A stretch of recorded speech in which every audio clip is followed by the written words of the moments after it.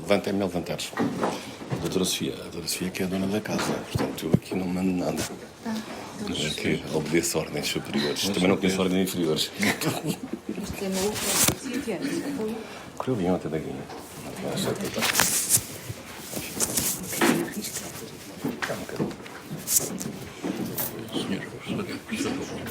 Ela deve ser ciências sociais humanas, sim, de história. Não. História religiosa. Aqui em questão.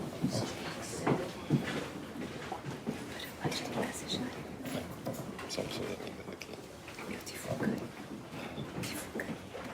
Sim, a Paula também teve a sua condição. A segunda separação.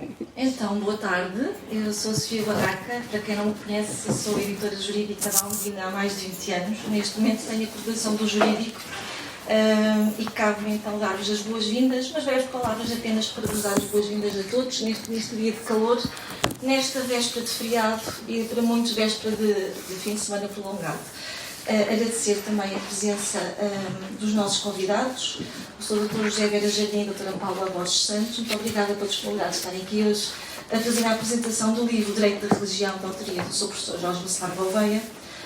Sou professor, autor da Almedina há muito tempo, meu autor há muito tempo e, como já disse muitas vezes publicamente, é talvez o autor, e vou-me repetir, com quem eu mais troco e-mails e mensagens, não é? E na semana passada de Macau, agora da Guiné, portanto, isto tem sido já. Lembro-me de Roma, recordo-me de Roma, em que estávamos a terminar um livro, portanto, isto agora conseguimos trabalhar a partir de todo lado.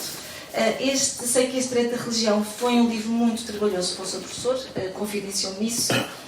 Também teve aqui alguns desafios para a Almedina, mas penso que conseguimos chegar a bom porto e termos um livro importante e inédito no nosso catálogo, porque efetivamente sobre o Direito da Religião não me recordo que alguma vez tivéssemos, posso estar aqui a dizer um grande disparate, mas não me recordo especificamente com estas características que temos tido alguma coisa no catálogo. Sou professor, muito obrigada por escolher mais uma vez a Almedina como editora, estaremos sempre disponíveis. Ficam todos convidados para aparecerem na Feira do Livro, aproveito, não é que eu acabei de chegar de lá. Temos o seu professor Jorge Miranda, que estará também na Feira do Livro, muito obrigada por estar aqui hoje também, aproveito para cumprimentar, e que também estará na Feira do Livro no dia 16 de junho, salvo erro, e onde poderão encontrar este livro, naturalmente, e muitos mais. Muito obrigada mais uma vez pela apresentação.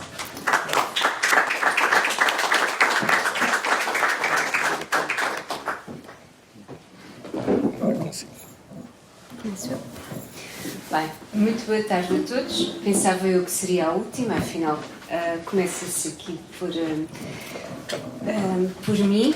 Queria cumprimentar em particular o professor Jorge Bacelar Gouveia e agradecer-lhe muito este convite inesperado para fazer parte desta mesa. Cumprimentar também o Dr. Vera Jardim e também o público presente, a editora e o público presente, e uma saudação especial ao professor Jorge Miranda. São professores que li, que admiro muito, e fico inibida por começar. Isto não devia ter sido assim, mas nós não combinámos e, portanto, estamos aqui em pleno improviso. Eu tenho aprendido muito ao longo dos anos com o professor Jorge Bacelar Gouveia. É um dos autores em quem mais me revejo nas suas interpretações sobre a questão da religião em Portugal, sobretudo uma perspectiva histórica. Eu não sou jurista, a minha formação é como investigadora em História Contemporânea, mas de qualquer forma tento no meu trabalho fazer um cruzamento entre a História e o Direito, e creio que terá sido por isso que o professor Bacelar Gouveia teve a amabilidade de me convidar para esta sessão.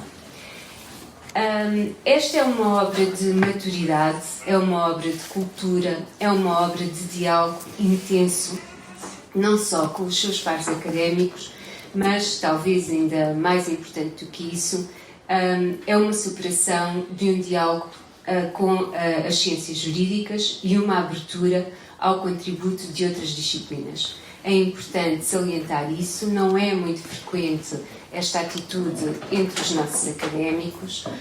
Eu sei que estou perante pessoas que são sobretudo de direito, mas é uma característica da disciplina em Portugal e por isso o meu louvor é esta abertura em que o professor Bacelar se revela um exímio conhecedor do estado da arte.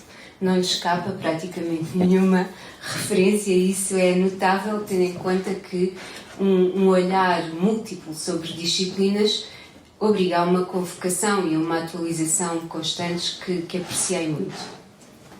Naturalmente que esta obra, que sendo uma obra, como digo, de maturidade, é impossível percebê-la sem um trabalho de vários anos que o professor Bacelar tem feito e em que vem sustentando o tratamento das matérias aqui abordadas. O autor não esconde esse trabalho prévio, cita os seus trabalhos anteriores, mas atualiza-os.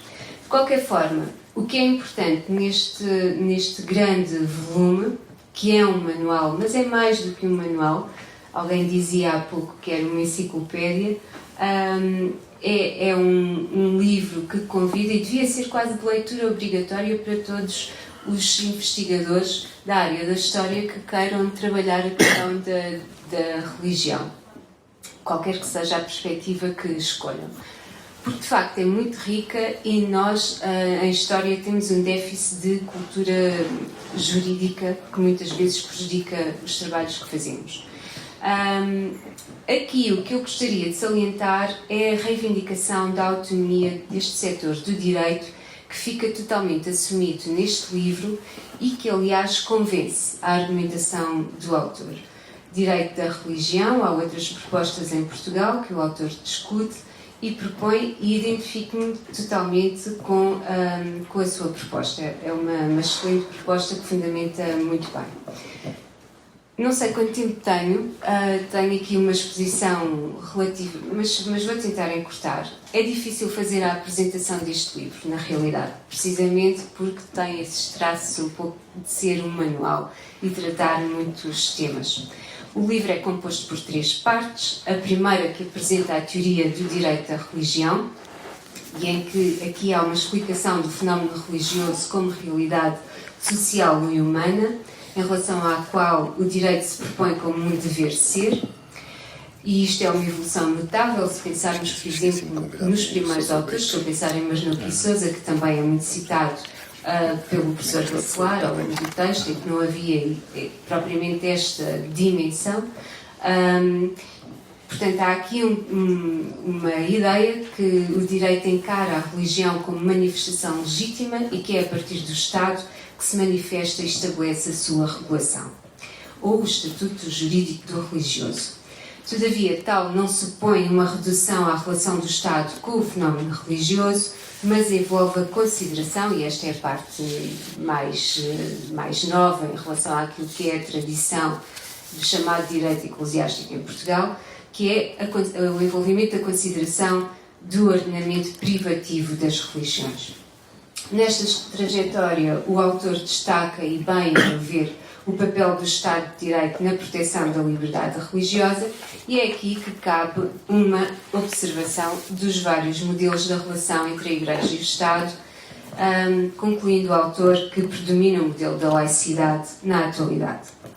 É também nesta parte que faz uma perspectiva, que apresenta uma perspectiva histórica da evolução do direito da relação do Estado com a religião em Portugal ao longo do constitucionalismo no nosso país. Portanto, estamos a falar de um horizonte do século XIX ao século XXI que cruza com uma observação comparativa.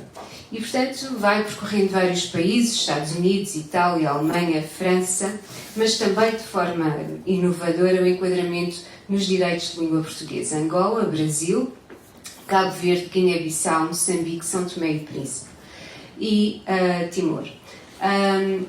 É curioso porque isto cruza-se muito com a própria história académica do professor Bacelar e, portanto, as escolhas estão bastante bem fundamentadas.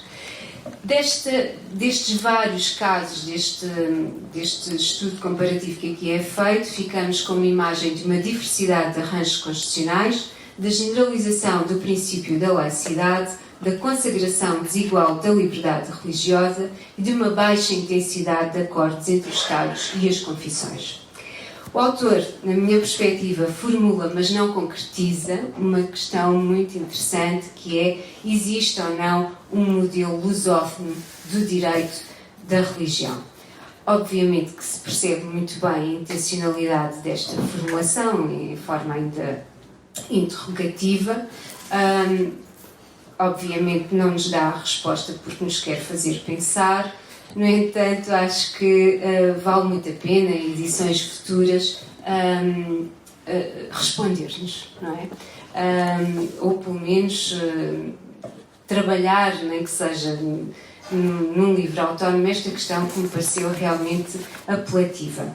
E aqui, se eu tivesse que responder, responderia que existe, sim, e que esse modelo se pauta por um reconhecimento jurídico constitucional do fenómeno religioso, por uma extensão da regulação e por uma proteção do fenómeno religioso, precisamente através das normas em torno da liberdade religiosa. Uma segunda parte do livro envolve a dogmática do direito da religião. E, na sua parte geral, o autor vai trabalhando os temas que compõem esta dimensão do direito português. Aqui o autor começa por iniciar as fontes onde estão contidos os princípios e as normas deste setor de direito, tratados internacionais e europeus, diplomas legais e regulamentares, fontes factícias internas e internacionais.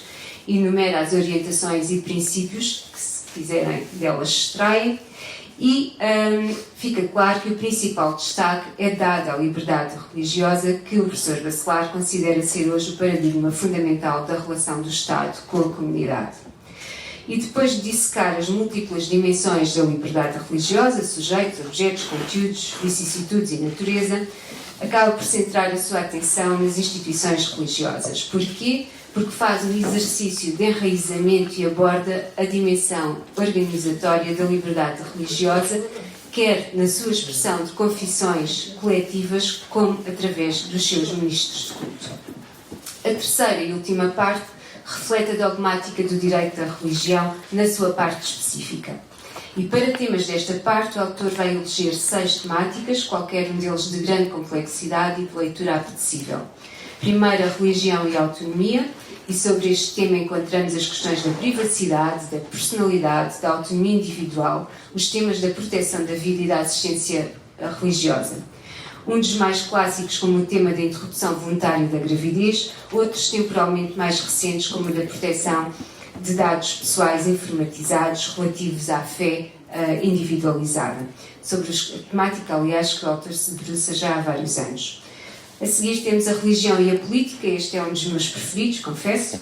Avalia a concretização do fenómeno religioso na democracia representativa e na democracia participativa e dá também destaque à relação dos partidos com o tema da religião.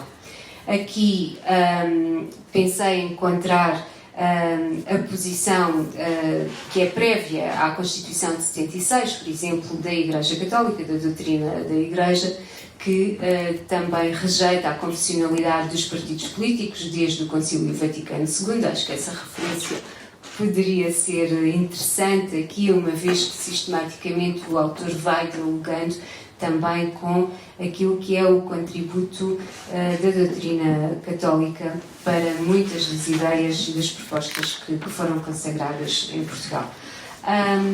E é curioso, isso também vale a pena salientar nos tempos que correm, que esta obra está toda espaçada num sentido cívico em que o autor, sabemos, nunca tem negligenciado e tem assumido sempre a sua condição de crente, e isso é importante. Eu acho que cada vez mais é de saudar essa diferença, porque há muitos crentes que não assumem na sua vida cívica e académica, e aqui encontramos uma diferença positiva.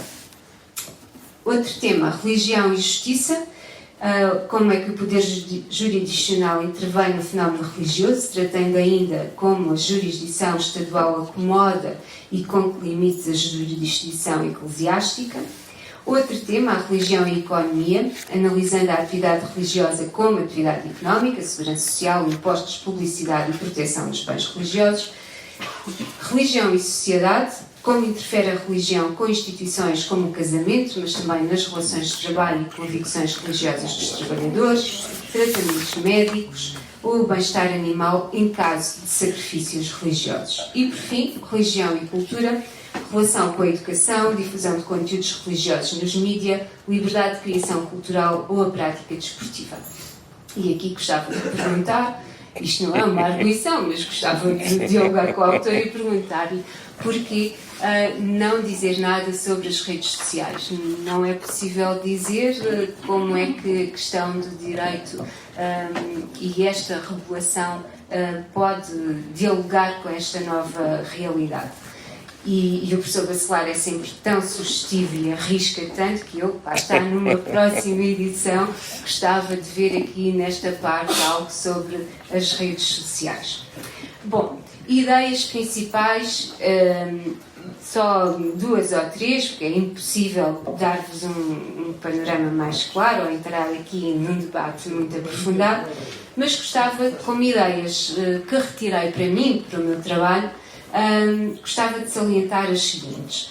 Parece-me muito oportuno a publicação deste volume de Direito da Religião numa época que, como o autor sublinha, e não foge desse diagnóstico, é uma época de declínio da respeitabilidade do fenómeno religioso.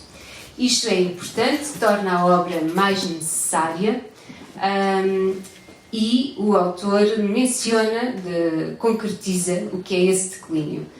Estamos perante situações que se têm revelado cada vez mais recorrentes de comportamentos criminosos ou imorais em vários meios religiosos, dentro e fora de Portugal, e também de uma crescente tolerância negativa, que é acompanhada, e às vezes é o resultado da emergência de correntes de pensamento neolaicistas. O neolaicismo é uma expressão do professor Bacelar, ou seja, visões radicalizadas do republicanismo laicista, do liberalismo, do feminismo, do movimento novo ateísmo.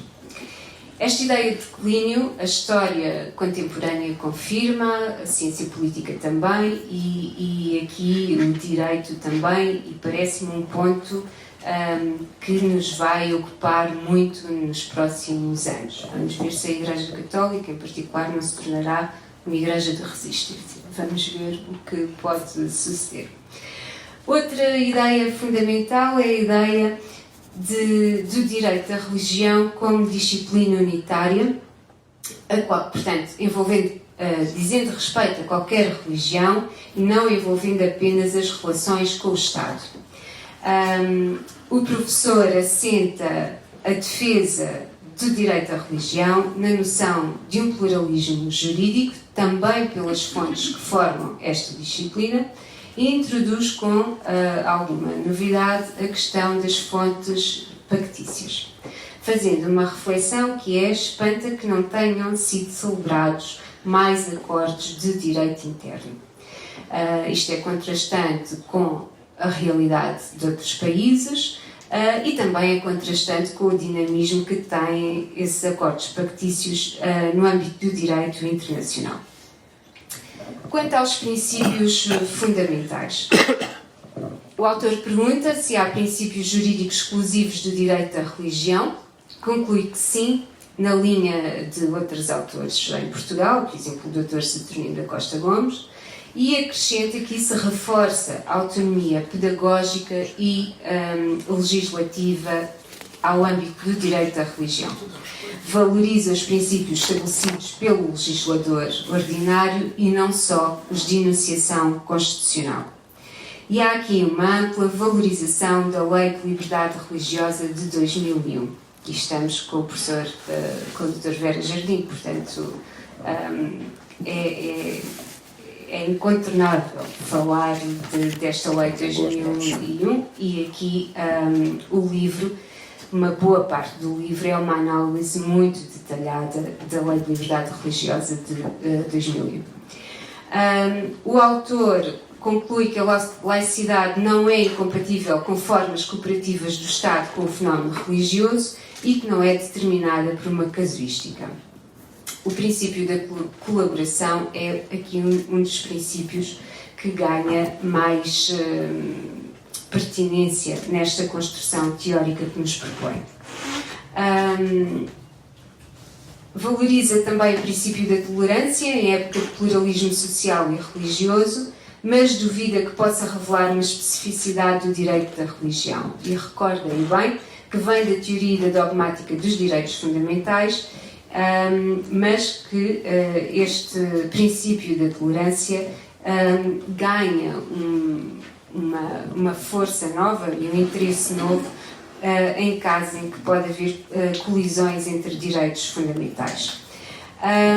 Quanto a princípios gerais do Estado de Direito e como afetam a atividade religiosa, o autor ocupa-se da igualdade, da proporcionalidade, da tutela jurisdicional.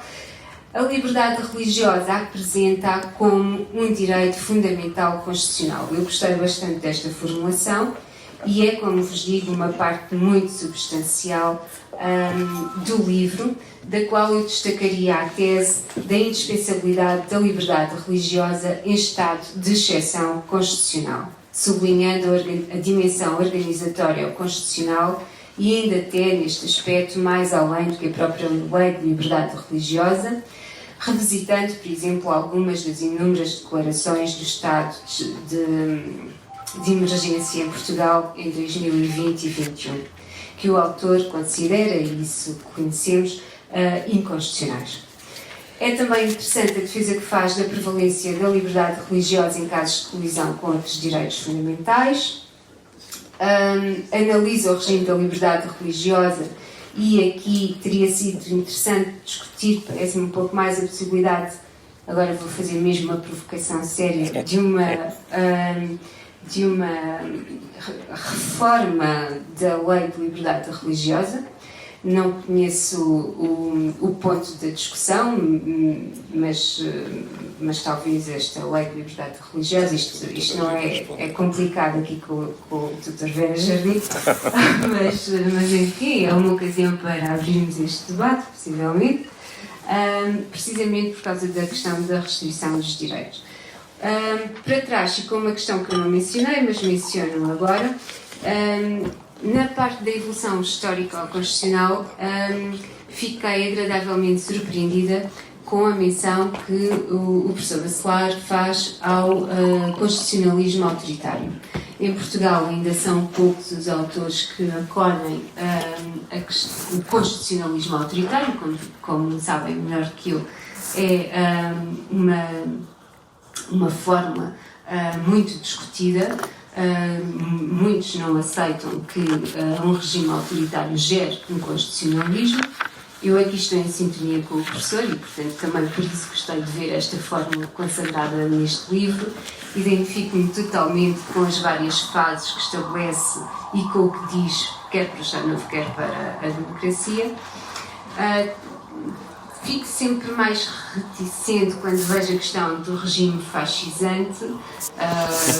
Isso é outra polémica, uma polémica mais historiográfica que o direito não se ocupa dela. Mas talvez aqui haja que fazer uma opção. Se é um constitucionalismo autoritário, então se calhar uma adoção de um conceito genérico de fascismo seja mais complicado e confuso. E já falei muito mais, obrigada pela vossa atenção. A minha última palavra é para dar os parabéns ao autor e dizer que, no que depender de mim, os alunos de História Contemporânea vão ser obrigados, os que quiserem trabalhar as relações sobre a religião, vão ser obrigados a consultar este volume. Professora, obrigadíssima.